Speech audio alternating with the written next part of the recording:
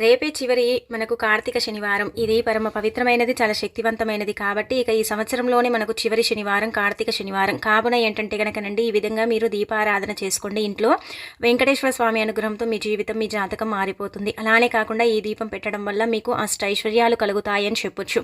ఈ యొక్క దీపం ఏంటంటే గనక మీ యొక్క జాతక సమస్యల్ని కూడా తీర్చేయడానికి అవకాశం ఉంటుంది కాబట్టి ఈ విధంగా ఏంటంటే గనక దీపారాధన చేసేసుకోండి, సరిపోతుంది. అలాగే వచ్చేసి ఇక చిన్న పరిహారం చేసేసుకోండి, ఇంకా మంచి ఫలితాలు వస్తాయి. మీ కోరికలు తీరిపోతాయి. మీరు పట్టిందల్లా బంగారం అవుతుంది. మీ ఇంటి పరంగా కూడా మీకు చక్కగా ఉంటుందని చెప్పొచ్చు. కాబట్టి ఏంటంటే శనివారం కొన్ని నియమాలను ఆచరించుకుంటూ ఈ యొక్క పిండి దీపం పెట్టుకుంటే సరిపోతుందండి. చాలా చాలా అద్భుతమైన ఫలితం వస్తుందన్నమాట. అంటే పిండి దీపం అంటే కనుక అందులో ఒక్క వస్తువుని పెట్టి మనము అంటే వేసి పెట్టుకోవడం వల్ల అయితే ఇంకా అద్భుతాలను చూడవచ్చు అనమాట. అసలు ఈ దీపాన్ని ఎలా వెలిగించాలి, ఎలా వెలిగిస్తే ఎలాంటి శుభ ఫలితాలు వస్తాయి, మన జీవితం, మన జాతకం ఎలా మారుతుందో తెలుసుకునే ముందు ఒక చిన్న రిక్వెస్ట్ అండి. వీడియోని పూర్తిగా చూడండి, నచ్చితే లైక్ చేయండి, కొత్తగా చూస్తున్నట్టయితే సబ్స్క్రైబ్ చేసుకోండి. నార్మల్గా ఏంటంటే కనుక మనము కార్తీక సోమవారాలకు ఎంత ప్రాధాన్యత ఇస్తామో శనివారాలకు కూడా అంతే ప్రాధాన్యత ఇస్తూ ఉంటాము. శనివారం వెంకటేశ్వర స్వామికి అంకితం చేయబడుతుంది. అలానే కాకుండా శనిదేవుడికి కూడా అంకితం చేయబడుతుంది. కాబట్టి ఈరోజు అంటే మనం దీపం పెట్టుకుంటాం కదా, ఆ దీపం ఏంటంటే భగవంతుడికి చేరుతుంది, అంటే ఆ వెంకటేశ్వర స్వామికి చేరుతుందనమాట. అలానే కాకుండా ఏంటంటేనండి మనము వెంకటేశ్వర స్వామి అనుగ్రహం కలగాలని, అలాగే వచ్చేసి ఏంటంటే కనుక స్వామివారికి ఇష్టమైన దీపం పెట్టాలని మనం అనుకుంటూ ఉంటాము. చాలామంది కూడా శనివారం పిండి దీపారాధన చేస్తూ ఉంటారు. పిండి దీపం చేయటం వల్ల ఏంటంటే కోరికలు తీరిపోతాయని నమ్ముతూ ఉంటారు. అలానే కాకుండా కుబేరులాగా మారుతారనుకుంటూ ఉంటారు. కానీ పిండి దీపం కూడా మనం ఏంటంటే ఈ విధంగా పెట్టుకోవడం వల్ల అయితే మంచి ఫలితాలు వస్తాయన్నమాట. మన జీవితంలో ఉండే కొన్ని రకాల సమస్యలు పోతాయి. కొంతమందికి ఏంటంటే కనుకనండి ఎప్పుడు చూసినా కానీ జాతకంలో ఏదో ఒక సమస్య వస్తూ ఉంటుంది, ఇబ్బంది వస్తూ ఉంటుంది, శని పట్టి పీడిస్తూ ఉంటుంది, శని వల్ల కూడా చాలా బాధపడిపోతూ ఉంటారు కదా. అలాంటి వాళ్ళు ఒక్కసారి ఈ దీపం పెట్టండి, ఇంకా మీ సుడి తిరుగుతుందని చెప్పొచ్చు. ముఖ్యంగా శనివారం కొన్ని నియమాలను ఖచ్చితంగా ఆచరించాలి. అలా ఆచరించేసుకొని మనము అంటే ఈ దీపం పెట్టుకుంటే మాత్రం బ్రహ్మాండమైన రిజల్ట్ అనేది మనకు వస్తుందన్నమాట. శనివారం రోజు ఏంటంటే కనుక రండి ఉదయాన్నే లేవాలి, సూర్యోదయానికి ముందే నిద్ర లేచేసి చక్కగా కార్తీక స్నానం ఆచరించవచ్చు. అంటే చల్లనీళ్ళతో స్నానం చేస్తే చాలా మంచిది. కుదరకపోతే గోరువెచ్చని నీటితో స్నానం చేసుకొని ఇంటిని వాకిలిని శుభ్రం చేసుకోండి. శనివారం చక్కగా స్నానం చేసేటప్పుడు ఎవరికైతే విపరీతంగా శని బాధలు ఉంటాయో అలాంటి వాళ్ళు ఏంటంటే కనుకనండి నీళ్ళల్లో కర్పూరం పొడి ఉంటుంది కదా, పచ్చ కర్పూరం పొడి, అది వేసుకుని స్నానం చేయొచ్చు. లేదంటే కనుక మనకు కర్పూరం ఆయిల్ అనేది ఏంటంటే మార్కెట్లో దొరుకుతూ ఉంటుంది. దాన్ని అంటే మనం తెచ్చుకొని ప్రతి శనివారం ఒక 2 లేదా 3 చుక్కలు ఆ నూనెని నీటిలో వేసేసుకొని స్నానం చేస్తే చాలా మంచిది. అంటే ఒక 3 డ్రాప్స్ వేసుకొని స్నానం చేయొచ్చు. ఒకవేళ అలా కుదరకపోతే మన ఇంట్లో ఉండే కర్పూర బిళ్ళని తీసుకుని దాని చేతితో మెదిపేసి ఆ కర్పూర అంటే ఆ నీళ్ళల్లో వేసేసుకుని వాటితో కూడా మనం స్నానం చేస్తే జాతక దోషాలు పోవటానికి అవకాశం ఉంటుంది. మెల్లిమెల్లిగా మన జాతకంలో ఉండే శని ప్రభావం అనేది తగ్గటానికి అవకాశం ఉంటుందని శాస్త్రం చెబుతుంది. కాబట్టి ఈ విధంగా ఆచరించండి. ఇంకా అలానే కాకుండా ఏంటంటే కనుక స్నానం చేసిన తర్వాత ఉతికిన బట్టల్ని ధరించి పూజ గదిలో వెంకటేశ్వర స్వామి పటాన్ని క్లీన్ చేసుకుని వెంకటేశ్వర స్వామి పటానికి ఏంటంటే కనుక గంధము, కుంకుమ, పసుపుతో బొట్టు పెట్టి స్వామివారికి అంటే ఎర్రటి పుష్పాలను సమర్పించాలి. ఆ తర్వాత ఈ రోజు ఏంటంటే కనుక తులసి దళాలను కూడా సమర్పించాలి. తులసి దళాలు సమర్పించని పూజ వెంకటేశ్వర స్వామికి చేరదు. అలానే కాకుండా ఆ పూజ అనర్థమని చెప్పొచ్చు. కాబట్టి ఖచ్చితంగా ఒక 2 లేదా 5 తులసి దళాలను స్వామివారి పటం ముందు పెట్టి పిండి దీపారాధన చేసుకోండి. నార్మల్గా ఏంటంటేనండి అందరూ కూడా బియ్య పిండి, గోధుమ పిండి కలిపి అంటే పిండి దీపాలు చేస్తూ ఉంటారు. మీరేంటంటే కనుకనండి బియ్య పిండితో చేసుకోవచ్చు. అంటే బియ్య పిండిలో కొద్దిగా గోధుమ పిండి కలిపితే అంటే చెయ్యరానోళ్ళకు బాగా చెయ్యొస్తుందని నమ్ముతూ ఉంటారు కదా. ఇలా మీరేంటంటే మట్టి ప్రమిదల్ని చేసుకోండి. ప్రమిదలు అంటే కనుక ఇలా మనము అంటే బియ్య పిండిలో ఏంటంటే చిటికెడంత పసుపు, ఆ తర్వాత వచ్చేసి బెల్లం నీటితో కలుపుకొని మనం ఏంటంటే కనుకనండి ప్రమిదల్ని తయారు చేసుకుంటే చాలా మంచిది. అలా ఒకవేళ కుదరకపోతే ఆ బెల్లం అంటే లేకపోయినా ఆ సమయానికి మీకు కుదరకపోయినా మీరు బియ్య పిండిలోనే చిటికెడంత పసుపు, ఆ తర్వాత కొంచెం కర్పూరం పొడిని కలిపేసి దానితో కూడా మనము ప్రమిదని చేసుకోవాలి. ఎప్పుడు కూడా పిండి దీపం ఒకటే చెయ్యకూడదండి. పిండి దీపాలు 2 చేసుకోవాలి. అంటే 2 పెట్టుకోవాలి ఆ వెంకటేశ్వర స్వామికి. అలా 2 పిండి దీపాలు చేసేటప్పుడు ఆ పిండి ప్రమిదల పైన ఏంటంటే గనక గోవింద నామాన్ని వేసేసుకుని చక్కగా స్వామివారి పటం ముందు పెట్టేసి మనం ఏంటంటేనండి మన స్తోమతకు తగ్గట్టు నువ్వుల నూనెను కానీ ఆవునేతిని కానీ పోసేసి ఒక్క ఒత్తిని వేసి మళ్ళీ మనం దీపం పెట్టకూడదు. ఒక్క ఒత్తిని అంటే 2 ఒత్తులను ఒకటిగా చేసేసి దీపం పెట్టాలి. ఏకవత్తి దీపం కేవలం శవం దగ్గర పెడతారు కాబట్టి అలాంటి దీపాన్ని మనం ఇంట్లో వెలిగించకూడదు. అలా ఒకవేళ మీకు వెలిగించాలనిపిస్తే ఒక్కొక్క ఒత్తిని విడివిడిగా వేసేసి కూడా మీరు దీపం పెట్టుకోవచ్చు. అలా కూడా ఏంటంటే కనుక దీపం పర్ఫెక్ట్గా భగవంతుడికి చేరుతుందనమాట. ఇక ఆ తర్వాత ఇలా దీపం పెట్టేసుకున్న తర్వాత మీరు ఏం చేయండి అంటే కనుక చక్కగా మీకు జాతకంలో చాలా ఇబ్బందులు వస్తున్నాయి, చాలా బాధపడిపోతున్నారు, రాహుకేతు ప్రభావాలు అంటే తీవ్రంగా మమ్మల్ని ఇబ్బంది పెడుతున్నాయండి, ఎంత పని చేసినా కానీ మాకైతే కలిసి రావటం లేదు, జాతక సమస్యల వల్ల అయితే మేము చాలా ఇబ్బంది పడిపోతున్నాము, ఏది కూడా జరగటం లేదు, ఏదనుకున్నా కానీ అది నెరవేరటం లేదని బాధపడిపోతూ ఉంటారు కదా.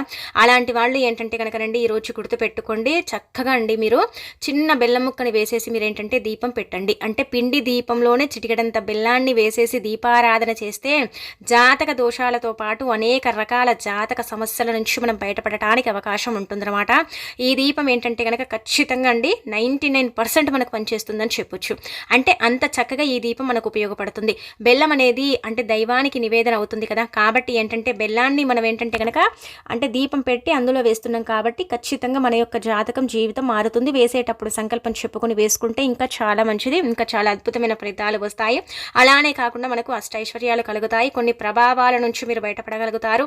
రాహుకేతు అంటే ప్రభావాల నుంచి కుజ దోషము నుంచి కూడా మీరు బయటపడటానికి అయితే అవకాశం ఉంటుంది. కాబట్టి ఈ విధంగా దీపారాధన చేసేసుకొని సరిపోతుంది. ఆ తర్వాత తులసి కోట దగ్గర కూడా మనం ఏంటంటే ఈరోజు దీపం పెట్టాలి. అలానే తులసమ్మ చుట్టూ ఒక 3 లేదా 5 ప్రదక్షిణలు చేసేసుకొని నమస్కారం చేసేసుకుంటే సరిపోతుంది. ఇంట్లో సింపుల్గా ఈ విధంగా పూజ చేసుకోండి. ఒకవేళ కుదరకపోతే ఏంటంటే కనుక రండి ఇదే దీపం మీరు రోజు ఎలాగైతే దీపం పెడతారో అలా పెట్టేసి అందులో కూడా మనం బెల్లం ముక్కని వేసుకోవచ్చు. అలా కూడా ఏం కాదు, కానీ పిండి దీపం వెంకటేశ్వర స్వామికి ఇష్టం కాబట్టి అలా పెట్టుకోవటం వల్ల మంచి ఫలితాలు వస్తాయని శాస్త్రాలు చెబుతున్నాయి. కాబట్టి ఈ విధంగా ఆచరించేసుకోండి సరిపోతుంది. ఇక అలాగే కాకుండా ఇంకొకటి ఏంటంటే కనుక మనకు చాలా వరకు కూడా అండి శని బాధలు ఉంటూ ఉంటాయి. శని మనని పట్టి పీడిస్తూ ఉంటుంది. శని 3 దశలుగా కూడా నడుస్తూ ఉంటుంది కదండి. మానవ జీవితంలో 3 దశలుగా శని ఏర్పడుతూ ఉంటుంది. ఆ దశల వారి శనిగా మనం ఏంటంటే కనుక అంటే తొలగించుకోవాలంటే మనం ఏం చేయాలంటే ప్రతి శనివారం కూడా శని ఆలయానికి వెళ్ళేసి శని ఆలయంలో ఏంటంటే కనుక మీరు వీలుంటే దీపారాధన చెయ్యండి. కుదరకపోతే ఇంట్లో దీపం పెడితే అందులో ఏంటంటే కనుక మీరు మిరియాలు ఉంటాయి కదా, వాటిని 2 తీసుకొని కొంచెం దంచేసి ఆ మిరియాలను మనం ఏంటంటే దీపంలో వేసి వెలిగించుకోవాలి. డైరెక్ట్గా కూడా ఒక మిరియాన్ని వేయొచ్చు, కానీ ఆ మిరియాన్ని ఏంటంటే కనుక మళ్ళీ దీపం కొండెక్కిన తర్వాత తొక్కే ప్రదేశంలో వేయకూడదు, ఒక చోట పాతి పెట్టాలి దాన్ని. అంటే మనం తులసి మొక్క మొదట్లో పెట్టుకోవచ్చు, అంటే సైడ్కు పెట్టాలి. అలా పెట్టేసుకున్నా సరిపోతుంది. ఒకవేళ ఇదే దీపము మీరు శని ఆలయంలో వెలిగించుకుంటే ఇంకా మీకు బ్రహ్మాండమైన ఫలితాలు వస్తాయి. మీ జీవితాలు మారిపోయి మీకు అన్నీ కూడా సిద్ధిస్తాయి అని చెప్పొచ్చు. కాబట్టి వీలుంటే ఇలా కూడా మీరు ఆచరించేసుకుని ఫలితం పొందండి. ఇక ఆ తర్వాత ఏంటంటే కనుక రండి ఈ విధంగా దీపారాధన చేసేసుకుంటే అయితే మంచి ఫలితాలు ఉంటాయి. జీవితం మారిపోతుంది. జీవితంలో ఉండే కొన్ని రకాల ప్రభావాలు తొలగిపోతాయి. పితృశాపాల నుంచి మీరు బయటపడగలుగుతారు. స్వామివారి యొక్క అనుగ్రహాన్ని కలిగించుకోగలుగుతారు.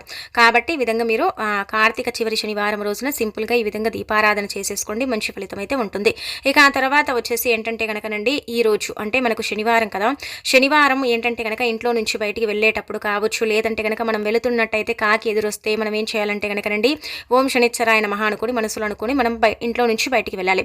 అలా కనుక వెళితే ఇంకా మంచిదండి, ఇంకా మంచి ఫలితాలు వస్తాయి. శని ఇంకా తగ్గే అవకాశం అయితే ఉంటుంది. వాస్తవానికి చెప్పాలంటే శనిదేవుడు చాలా మంచివాడు.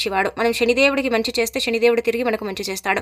మనం చెడు చేస్తే మనకు తిరిగి మనకేంటంటే చెడు చేస్తారు. అందుకే ఎప్పుడు శనిని తిట్టకూడదు. అంటే శని పట్టి పీడిస్తుంది, శని వల్ల ఇబ్బంది కలుగుతుంది, శని వల్ల బాధలు కలుగుతున్నాయి, ఇలా శని పేరుని పదే మనం తీయకూడదు.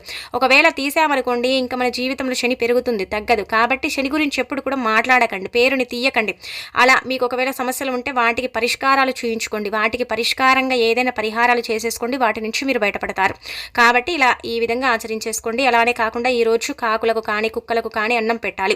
అంటే మనం అన్నమే అని కాదు, మన ఇష్టాన్ని బట్టి మన దగ్గర ఏదైతే ఉంటుందో అది పెట్టుకుంటూ మనకుండే ఇబ్బంది తొలగిపోవాలని చక్కగా సంకల్పాలు చెప్పుకుంటే అలా కూడా ఇబ్బందులు పోవటానికి అవకాశం అనేది అధికంగా ఉంటుందని పురాణ గ్రంథాలు చెబుతున్నాయి. కాబట్టి ఈ విధంగా కూడా ఆచరించేసి చక్కగా ఫలితం పొందండి.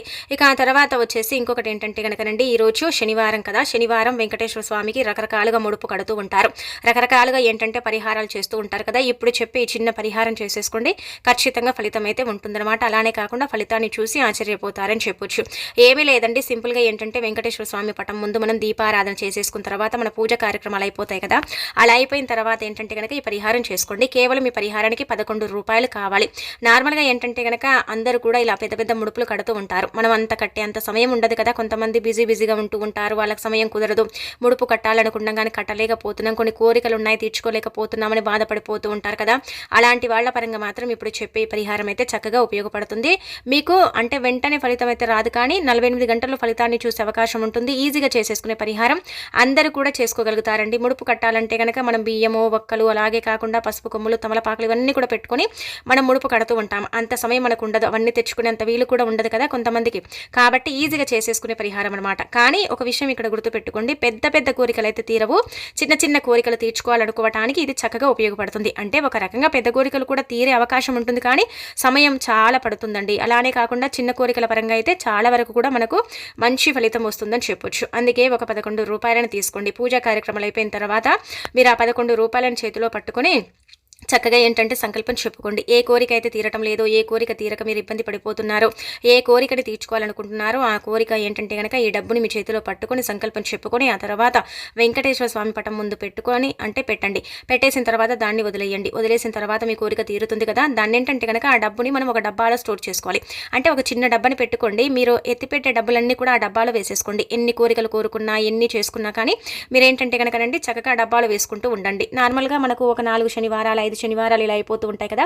అయిపోయిన తర్వాత వాటిని తీసుకుని మనకు దగ్గరలో ఉండే వెంకటేశ్వర స్వామి ఆలయానికి వెళ్ళేసి అక్కడ ఏంటంటే కనుక హుండీలో సమర్పించుకుంటే సరిపోతుంది. ఒకవేళ వెళ్ళలేము అనుకునేవారు, లేదంటే తిరుపతికి వెళ్ళేటప్పుడు కూడా ఆ డబ్బుని తీసుకెళ్లి హుండీలో వేయొచ్చేం కాదు.